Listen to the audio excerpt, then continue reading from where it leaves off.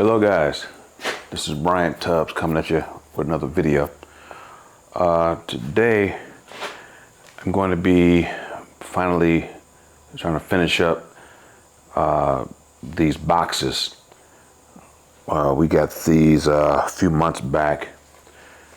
I did a video that I thought we were going to be doing child's play, but we talked to the guy that set this up, and they wanted to do something a little bit different than child's play. They wanted to do actual boxes.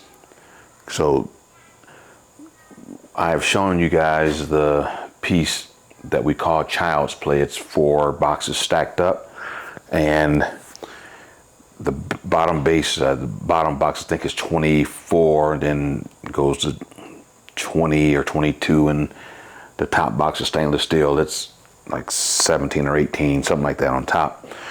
But with these, we made actual boxes, metal boxes. So what we did was, like the bottom, I'll show you that. I'll pan the camera down, but the bottom is 24. The second box is 18 by, I don't know, probably 22. They're different dimensions. Each box is different dimension than the other. And so we took just a regular, just say a 24 by 24 inch box, opened it up, laid it out on the core 10 sheet of steel, traced everything, and then cut everything out just like you would, just like the cardboard box pattern. And then we just took the plasma cutter and just cut everything out.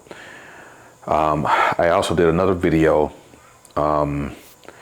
It's called How to Make a Pedestal Step by Step. And I showed in that video how we cut grooves in the metal in order to be able to bend the metal without having to cut, 4 individual sides to make a pedestal.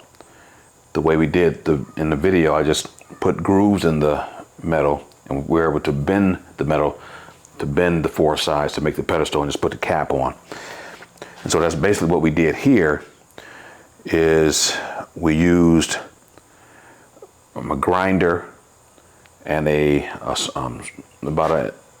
first cutout wheel was 16-inch thick, about a 1/16 of an inch thick. And then I cut a groove in with that. And then to widen the groove, I went with a 1/4 inch grinding disc, a hard disc. When we did the pedestal video, I went from a 1/16 inch cutting wheel to an 1/8 inch grinding wheel to get the grooves, because everything was a little bit smaller. But with this, I went from a 1/16 of an inch cut off wheel, made the groove.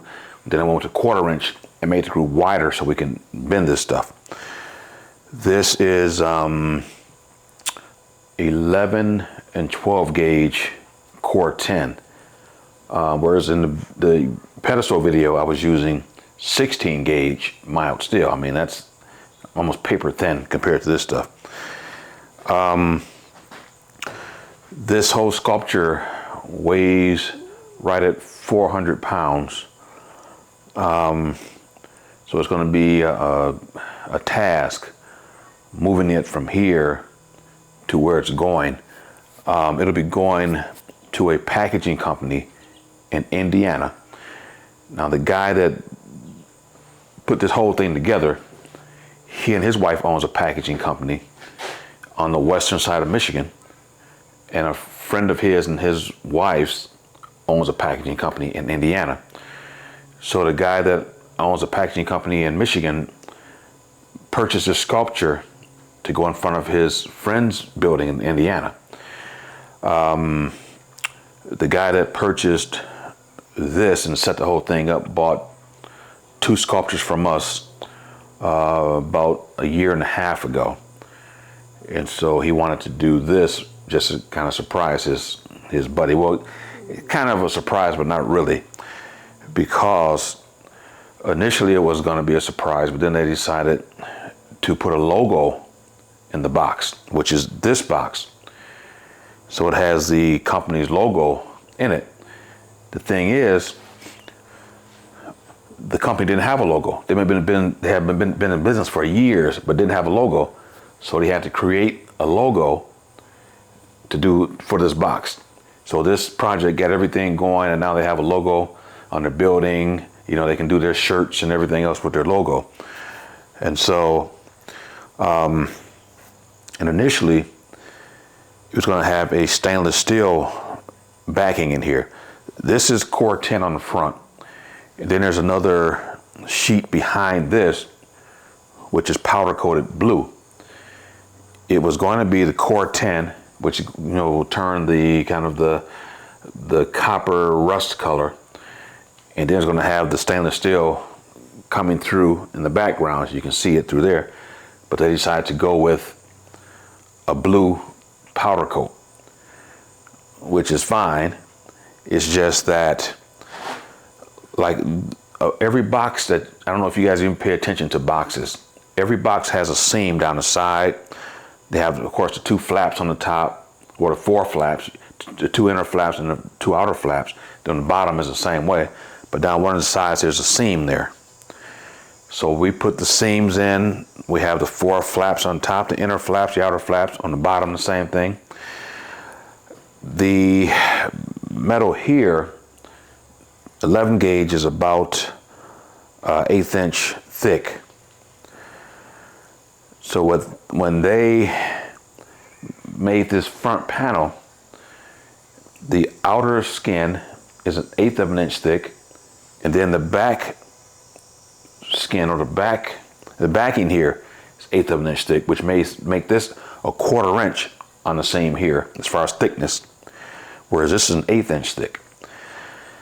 So with these being 2 different metals, I had to weld the 2 pieces of metal together to make it appear like to be one, as opposed to seeing that line going down where the 2 pieces of metal came together. So it's just one of the things we had to kind of tweak a little bit, because initially I was going to send them a piece of core 10. They were going to have the laser or whatever cut it out. They were going to send the core 10 back to me. I was going to put some little L brackets behind here and just slide a piece of stainless steel behind it, lock it in, and then that would have allowed me to just have this outer skin laying against the seam, and it would have been the same 1/8 inch thick like all the others. But since they went ahead and did it how they did it, there's a 1/4 inch stick out here. But I blended it in so it would almost look the same. You really can't tell the difference. And so what I got to do now, since all the boxes are together and made, you know, everything's assembled, I got to take all this back down, and I'm gonna pan you guys down so you can see the bottom, because right now you can only see the top, and then there's the bottom box. I'll pan you down. Okay guys, so what you're seeing here now is the bottom 2 boxes. There's 5 boxes in total. This is the bottom box. So what I'm gonna have to do here is I'm gonna run 2 of these braces, if you will, along the bottom, going in, I think, this direction. This direction or the opposite direction. Either one, I gotta flip it over and see how I want to do it. Because when we get ready to ship this and we tilt everything back to get it on the pallets and whatnot, I don't want this side to kind of not crush, but I don't want it to move because of all the weight. So I'm gonna just put some braces in it. I have a brace right about here going back that way, and I have another brace over here going that way, which is fine, and I'm sure it'll hold up just fine. But I just want to be extra, you know, cautious, if you will. And I'm just going to add 2 more braces in there. So like I said, when we tilt it back to get it up on the pallet and the high-low and all that stuff. I don't want those lower edges to move at all. I want to just stay straight. So that's what I'll be doing today. I got to put these two braces in there, and then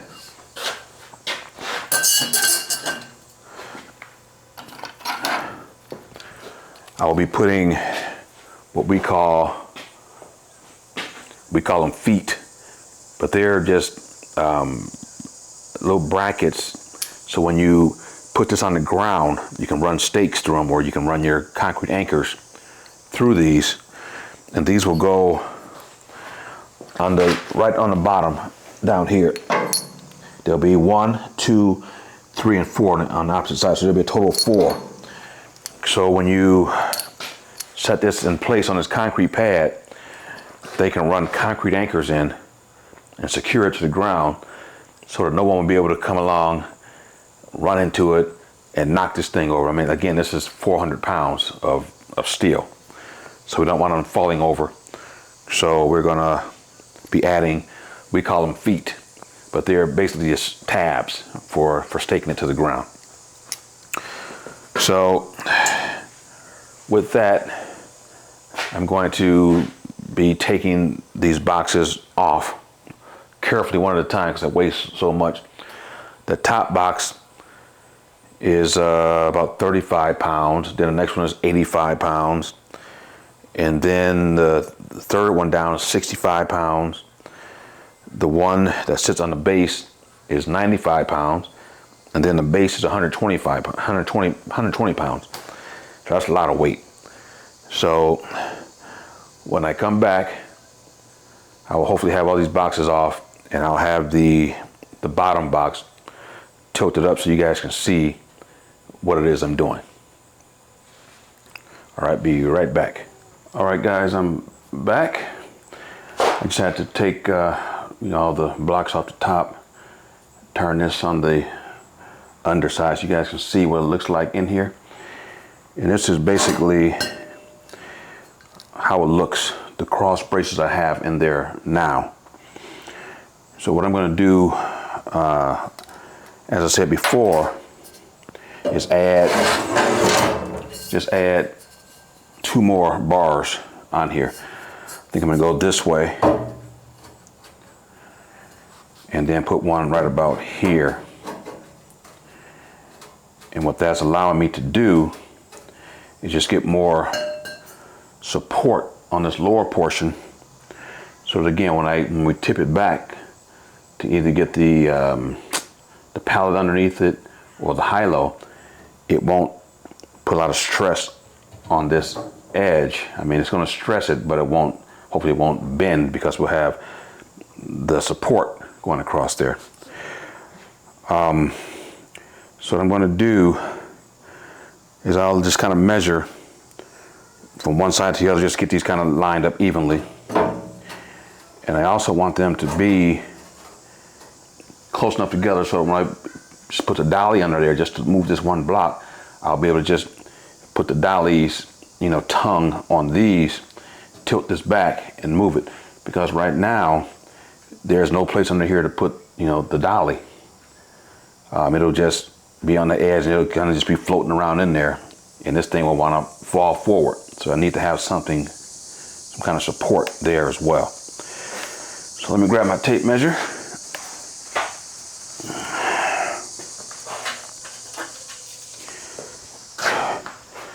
And I'm going to just run this out 24 inches.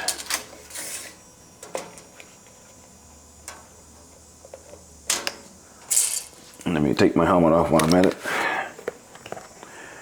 So I'll just run this out 24 inches.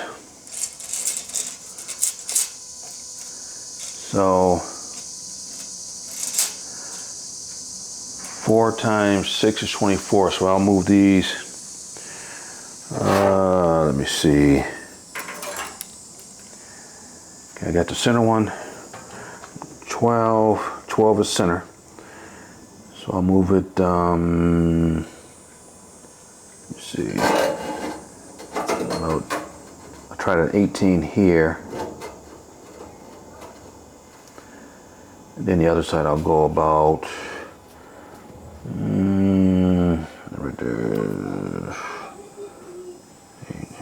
20 goes 6, maybe around 6 to here.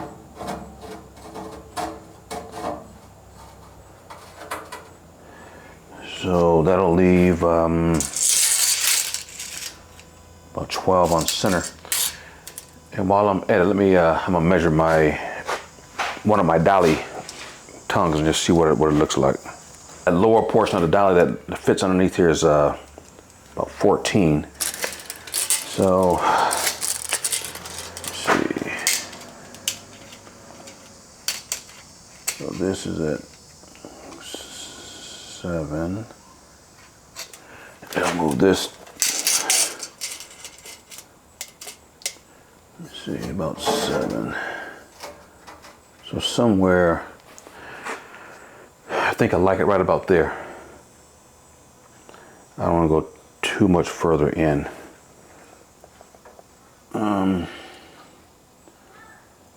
Yeah, I think 8 would be just too much. So I think I'm gonna keep it right about here. It's from this outer edge to the outside of this is 7, and the same from this outer edge to the outside edge of this is about right around 7. So I think I'm gonna keep it there. Looks pretty good. And then what I'll do is I'll go ahead and I think I'm gonna go about the thickness of this soapstone back. I don't want it directly on the ground. I don't want it touching the ground. So I want it up a little bit higher than that. So yeah, about the thickness of the soapstone is about what I want, somewhere in there. Doesn't have to be exact, but it has to be close. So I'll just put a tack on there just to get things kind of set up, and then I'll put my square and everything on here to make sure this is going straight up and not cocked left or right, and just kind of take it from there. And like I always say, you guys wear a helmet at home. I wear a helmet when I'm welding. I don't often wear a helmet when I'm just tacking. I'll just use that line right there. And this is about a 1/16, maybe an 1/8 of an inch short. So I'm gonna raise it up a little bit so I'll have about equal distance between this top piece and that bottom piece. I don't want to have a big gap up here. All right, so here we go. Let's see, about there.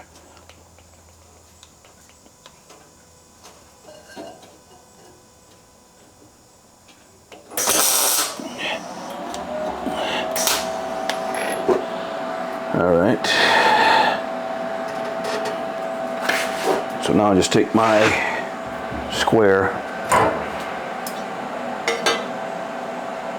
just see how close I am. Mark that. And I just want to, I'll put this here, just kind of hold it in place. And then I want to go from this outer edge to 7.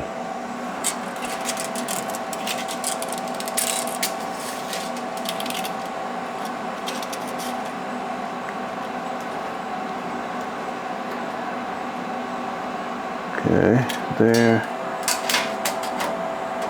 and there. All right, so that's pretty close. So I'll go ahead and shoot a tack here.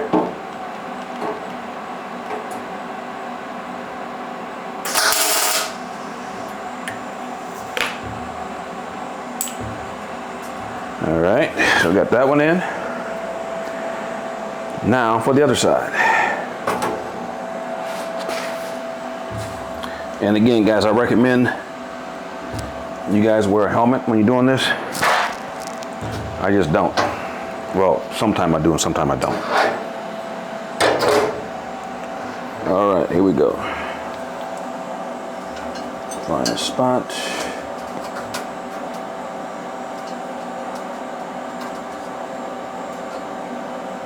And what I'm doing is I don't want this on the ground. I want it up in the piece a little bit. I don't want it just resting on the ground. So that's why I'm using the thickness of this. It's called soapstone. Yeah, it's about, I don't know, 3/16, somewhere in there. So it'll be about 3/16 off of the ground at this point.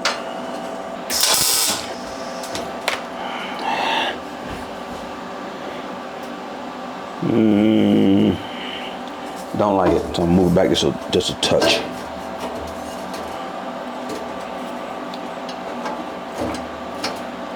The problem is when I raise it up, it wants to move.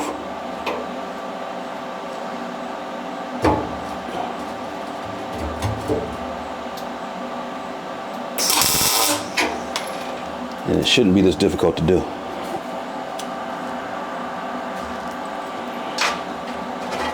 But that's what it is. So all I'll do now is just kind of measure from the outer edge to the inner edge, get the soap, line it up, and just tack it.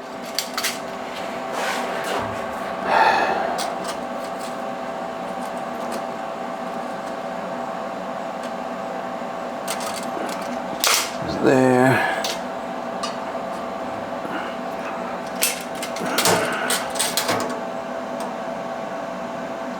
About there, that's good.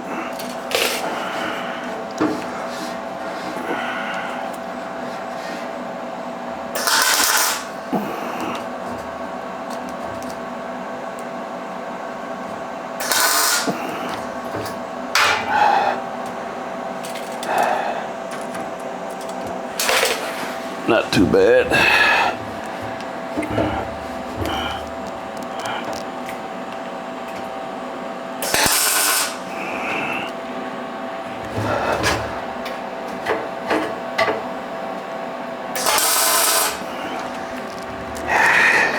All right, guys, so that's what I'm going to be doing. It's going to be just welding this up here.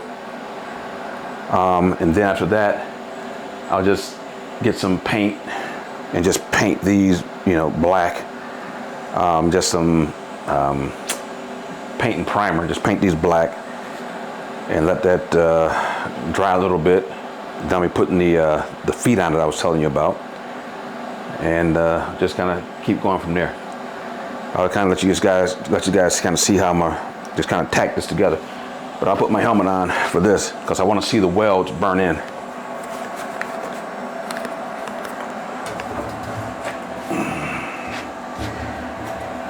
And I'll put my my gloves on.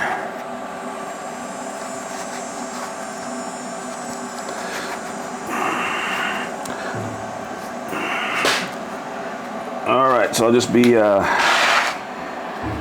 just kind of going around it, just putting the welds on.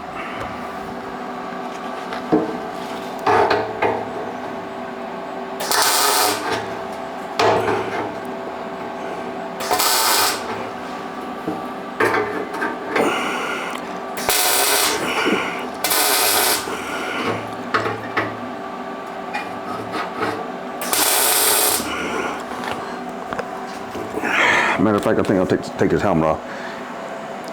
I can see better without this helmet on. Just close my eyes when I give it a tack, that's all.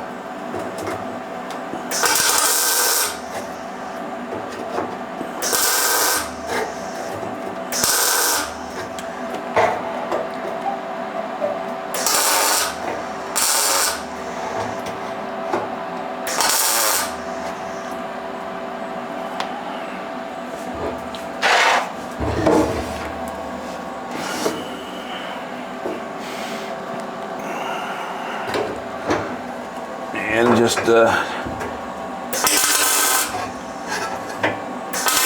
putting it together, trying to get the tube and the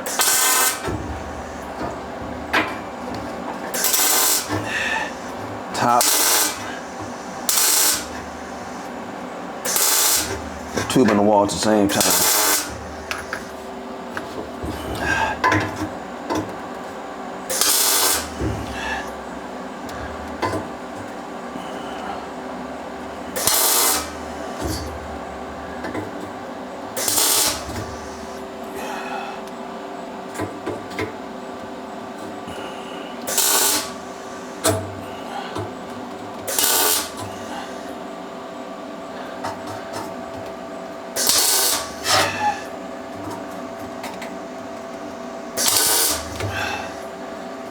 This tube is probably about an eighth wall. It's not overly thick because I don't need all that. I don't need more weight. This thing is already heavy enough. My thing with building sculptures is just doing more than you need to, because you want the sculpture to be as safe and secure within itself as possible. I know a lot of artists will just do what they can get away with, but then they have the sculptures collapsing and falling on people and all this stuff. But what we do is we go above and beyond what we need to do to make these things safe. I mean, they're fun to look at and all that stuff, but I don't want some child coming along and bumping into it and the thing falls on them or falls on someone else or anything like that. So again, we just go above and beyond safety when we're building these things. And no accidents happen, but I do everything in my power to prevent, as many accidents as possible. I thank God we have not had any sculptures fall over. We had one blow over in a big storm, but the person didn't have it anchored down, but I did a video on that. That's repairing storm damage to reaching. They just had it sitting next to their office. A tornado came through and just blew it over. It didn't go far, it just fell over, and the tornado wasn't right there, it was in the distance, but the winds came through and blew this thing over. It didn't do much damage because it happened twice. We told them to anchor it down, but they didn't. And so I brought it back to repair it and all that stuff, but that's a different story. But we've never had one to just fall because somebody bumped into it or something like that. And so I'm gonna flip this over, then I'll weld the other side. Then I'll get the the paint and just kind of paint and let you guys see how I do that. All right, guys, so I'm back. It's just a matter of just going and tacking these ends like I did the other side.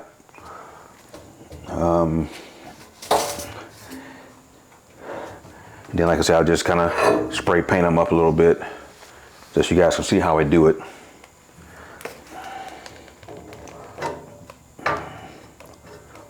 All right, here we go.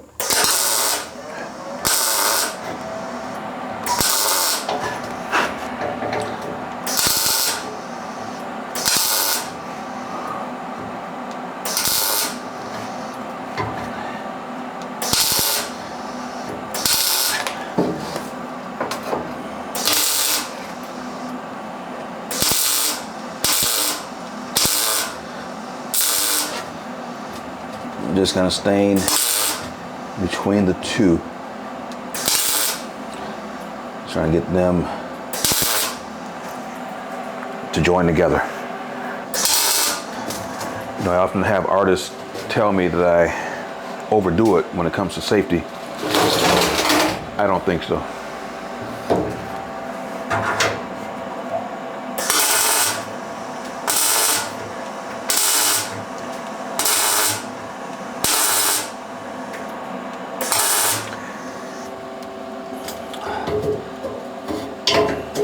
If I make a sculpture, or I'm in the process of making a sculpture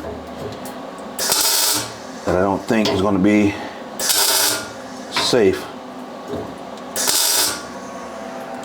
I'll just cancel the project or change something to make it more safe, because if I'm doing a piece that appears to be balancing and it doesn't seem to be the safest to me, I'll either just cancel the project, or I'll just do something else to make it safe. It won't look as cool, but it will be safe. So you guys keep that in mind when you're doing this stuff. It's not all about something looking cool or looking good. It's about looking good and cool and safe.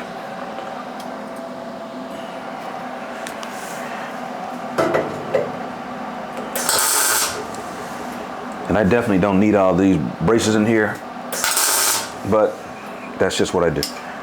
All right, guys, I'm back. I'm just going to take a little paint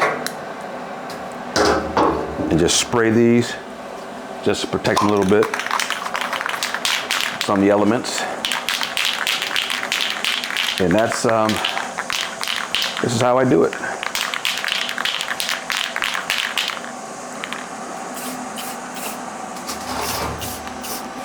Just gonna spray over the welds a little bit. If you get paint runs, that's fine.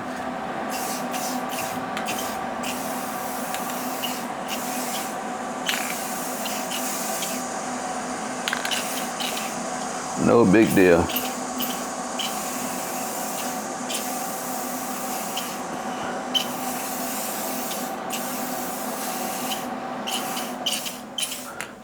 This is Rust-Oleum paint. Nothing special.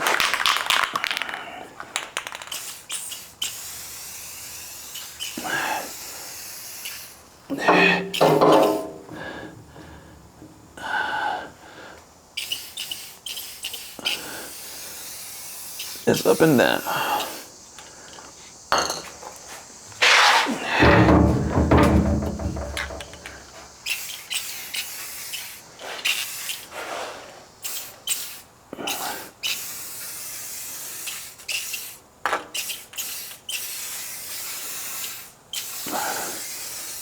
And that's about all there is to it.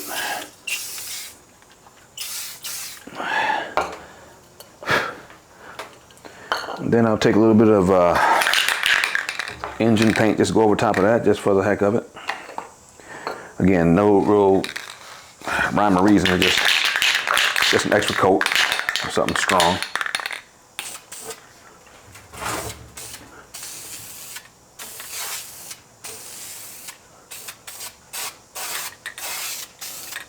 So if you get runs that doesn't matter. Not with this stuff.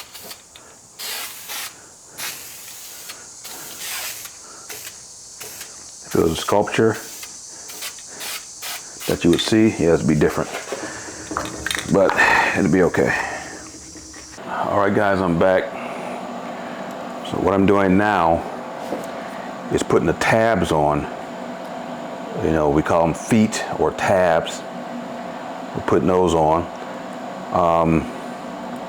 So what I do is I like to have them extend out from the base or wall about 1.5 inches, stick out, coming out this way.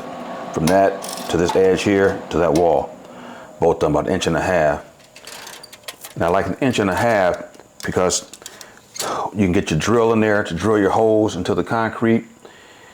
And you can get your drill or impact wrench, whatever you're going to use, in there. It's enough distance there that you can get your power tools in there to drill it out, and it's not sticking out too far. I don't know, to me, when they stick out too far, they just look kind of clumsy, or like you really didn't have to put any thought into it. So on most of our sculptures, it sticks out about 1.5 inches. I drill my holes about 1/2 inch bore, and I tell the customer to use about 3/8 inch, bolt, either anchors, concrete anchors, or threaded rod, or whatever you're going to use to go through these holes. So I just want you guys to just kind of see how I do it. So on all of our sculptures, outdoor sculptures, we have these tabs on there, and normally I would have it on the corner, coming out on an angle here and here on all four sides. But with this being, you know, boxes, I don't want these tabs on the front side where people will see it with the logo side.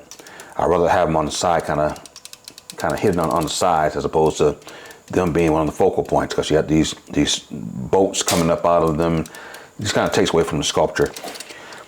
And I was asked when I was doing this, do I really even need these?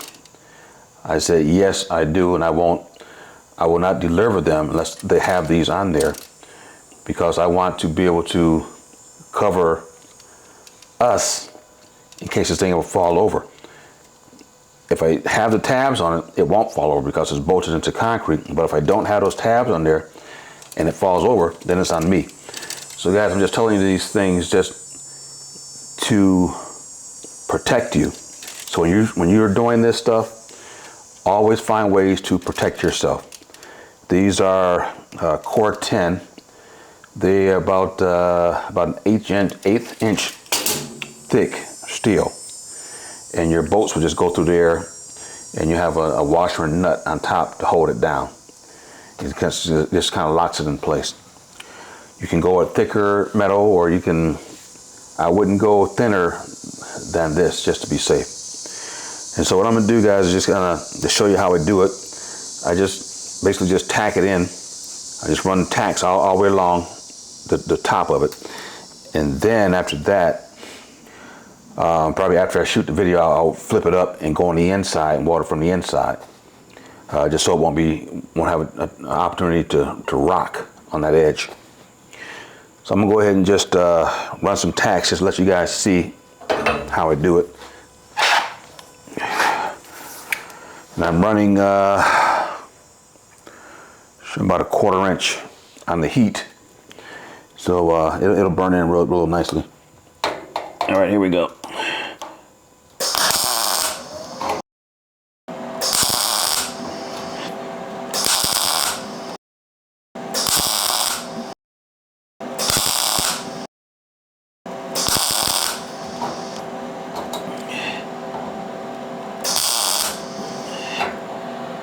All right, that's one side. Here we go.